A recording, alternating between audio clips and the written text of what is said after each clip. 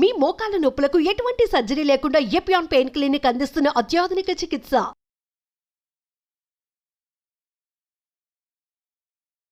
రీసెంట్గా నా స్టూడెంట్ ఒక బాబు, చిన్న బాబు, ఒక 10 సంవత్సరాల బాబు మోకాళ్ళ నొప్పులని బాధపడుతూ వాళ్ళ మదర్ తీసుకొచ్చారు.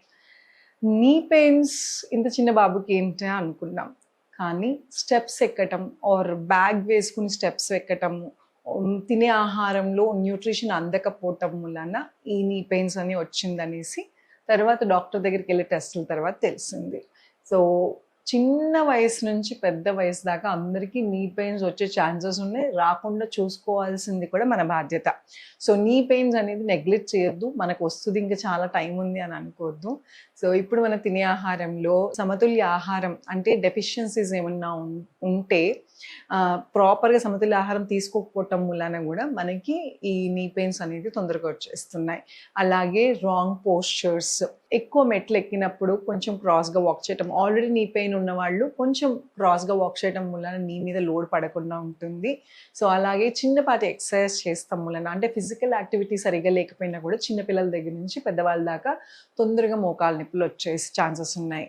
సో ఈరోజు మనం చైర్ యోగా, కుర్చీ మీద కూర్చుని, సాఫ్ట్వేర్ ఎంప్లాయీస్ అయినా మీరు ఏ ప్రొఫెషన్ మూలానా మీకు కింద కూర్చుని చేసే టైం లేదు అనుకున్నప్పుడు మీ కూర్చున్న ప్లేస్లో ఉంచి చాలా సింపుల్గా ఎక్సర్సైజ్ చేసుకుని మోకాళ్ళ నొప్పులు తగ్గించుకోవచ్చు.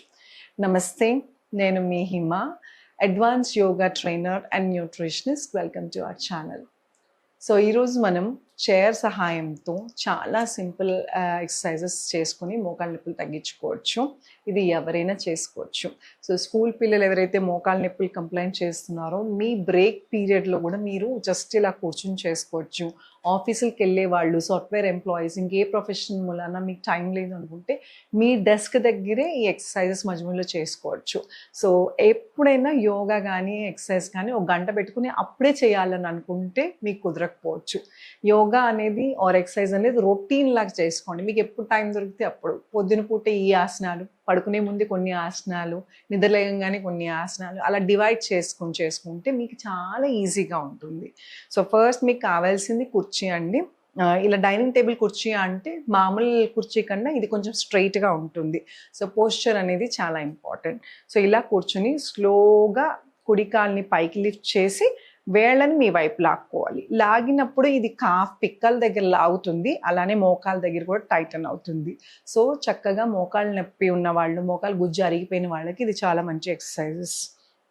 అలాగే మళ్ళీ పైకి. సో నొప్పి వచ్చేదాకా వెయిట్ చేయొద్దు. నొప్పి లేని వాళ్ళు కూడా ఒక్క 10 నిమిషాలు ఈ ఎక్సర్సైజ్ చేస్తే ఫ్యూచర్లో మీకు నీ పెయిన్స్ రాకుండా ఉండే ఛాన్సెస్ ఎక్కువ ఉన్నాయి. టోస్ మీ వైపు తీసుకుని డౌన్. అలాగే కొంతమంది చిన్నగా పెయిన్ స్టార్ట్ అయినప్పుడు వెంటనే డాక్టర్ దగ్గరికి వెళ్ళకుండా నెగ్లెక్ట్ చేయటం మూలాన కూడా సివియర్ అవుతాయి. కొన్నిసార్లు కాల్షియం డెఫిషియన్సీ ఉన్నా, B12 డెఫిషియన్సీస్ ఉన్నా, తొందరగా మీకు సప్లిమెంటేషన్ పడకపోవటం మూలాన కూడా నొప్పులు ఎక్కువయ్యే ఛాన్సెస్ ఉన్నాయి. సో ఎక్సర్సైజెస్ ఎంత ఇంపార్టెంటో మీ బాడీలో సప్లిమెంటేషన్, అంటే ప్రతిసారి టాబ్లెట్లు వేసుకోక్కర్లేదు. ఏదైనా డెఫిషియన్సీ ఉంది అని తెలిస్తే వెంటనే మీ ఫుడ్లో చేంజెస్ చేసుకుని కూడా చాలా మటుకు తగ్గించుకోవచ్చు. ఇలా చేస్తూ ఉంటే మీకు కొంచెం నొప్పి వస్తుంది ఇక్కడ, బట్ దట్స్ ఓకే. ఈ నొప్పి కాసేపే ఉంటుంది, చేసినంతసేపే. స్లోగా స్ట్రెంగ్త్ పెరగటానికి హెల్ప్ అవుతుంది. సో ఇది ఎడం వైపుతో 10 సార్లు, కుడి వైపుతో 10 సార్లు చేసుకోవాలి. నెక్స్ట్ ఎక్సర్సైజ్ ఏంటి అంటే కొంచెం ముందు జరిగి తలగడ ఉంటే తలగడ పెట్టుకోండి, లేదు అంటే ఈ 2 వేళ్ళని ఇలాగా పిడికిలు బిగించి 2 కాళ్ళ మధ్యలో పెట్టుకుని స్పైన్ స్ట్రైట్. స్లోగా 2 కాళ్ళని బయటికి తీసుకోండి, అవుట్వర్డ్ డైరెక్షన్లో స్లోగా లోపలికి, ఎంతవరకు వీలైతే అంతవరకు.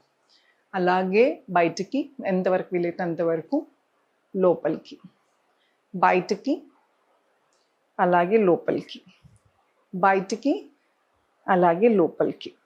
సో ఇనీషియల్గా కొంచెం కష్టంగా అనిపిస్తుంది, బట్ మీరు చేస్తుంది ఏంటంటే ఇలా బయటికి తీసి ఇలా లోపలికి పెట్టాలి, కానీ కాళ్ళ పొజిషన్ అలాగే ఉండాలి. సో పాదాలని బయటికి, లోపలికి, కానీ గ్యాప్ ఉండాలి. కాబట్టి మీరు మీ దగ్గర ఏమన్నా బ్రిక్ కానీ, లేకపోతే ఏమన్నా పిల్లో కానీ, టవల్ కానీ ఉంటే పెట్టుకోవచ్చు. లేదు అంటే ఇలాగా పిడికిలు బిగించి 2 కాళ్ళ మధ్యలో బయటికి, లోపలికి, బయటికి, స్లోగా లోపలికి. ఇలా ఎన్నిసార్లు చేయాలి అంటే 10 సార్లు చేయటం మొదలెట్టి స్లోగా పెంచుకుంటా వెళ్ళండి. పొద్దున సాయంత్రం కూడా చేసుకోవాలి.